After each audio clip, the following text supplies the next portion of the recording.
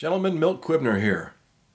With the recent disgusting activity that we've heard about over in India, I think we have an opportunity here to open up a dialogue on the subject of rape.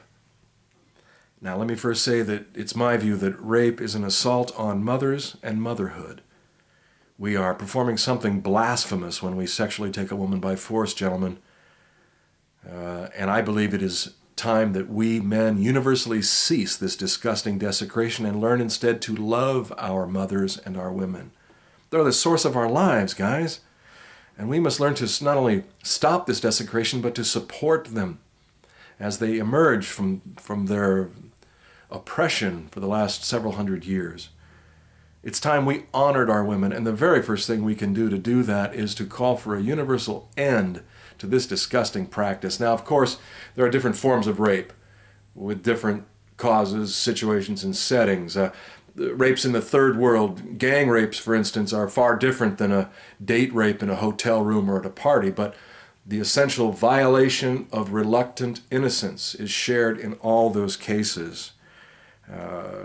In my view, rape stems from that instinctual desire in all men to dominate and inseminate. And in healthy men, that energy, that desire, that can be a very positive and wonderful thing. Heck, the sex is fantastic with a man that's healthy and balanced. But in men that are not, men that do not have, well, healthy sexual outlets or are not very expressive men, that energy, well, it can become powerfully destructive.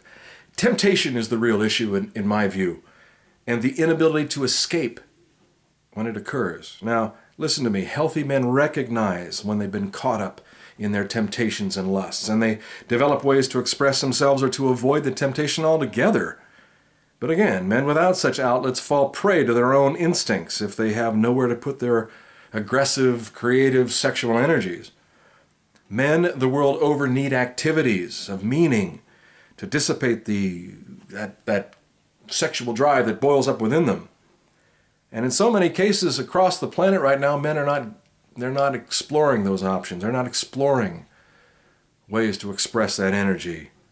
That energy has to be directed into positive, constructive things, or, well, it becomes something terribly destructive. And in cultures where rape has become a practice for quite a while, where it's run amok, if you will, well, the only solution, in my view, is to expose it to the healing effects of shame.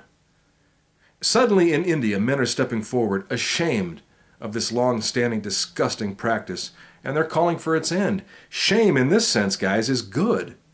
It acts as an inhibitor, and it is infectious. It's spreading.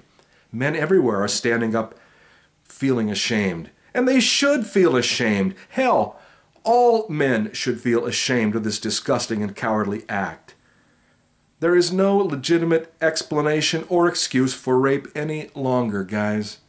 And we must no longer use it as a tool of war, for it is an abomination, and we must give it up, and we must do this now, for we are offending our mothers every time one of us so selfishly disregards the sanctity of a woman for a few moments of fleeting lust. Thanks for coming by.